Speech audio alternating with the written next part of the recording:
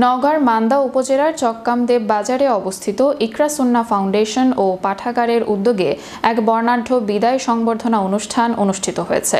রবিবার বিষ্ণুপুর ইউনিয়ন পরিষদের হলরুমে এ সংবর্ধনা প্রদান করা হয়।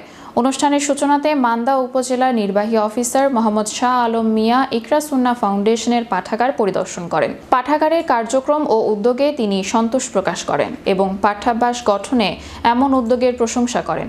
এরপর শুরু হয় বিদায় সংবর্ধনা অনুষ্ঠানে চক্কামদেব বালিকা উচ্চ বিদ্যালয়ের প্রধান শিক্ষক আব্দুল লতিফ মৃধার সভাপতিত্বে প্রধান অতিথি হিসেবে উপস্থিত ছিলেন মান্দা উপজেলা নির্বাহী অফিসার শাহ আলম মিয়া। প্রধান বক্তা হিসেবে উপস্থিত ছিলেন বিষ্ণুপুর ইউনিয়নের চেয়ারম্যান এস.এম. গোলাম আজম। বিশেষ অতিথি হিসেবে উপস্থিত ছিলেন ফতেপুর বহুমুখী উচ্চ বিদ্যালয়ের সাবেক প্রধান শিক্ষক লিয়াকত আলী সর্দার। ইকরা সুন্নাহ ফাউন্ডেশনের সাধারণ সম্পাদক আবুল কালাম আজাদ।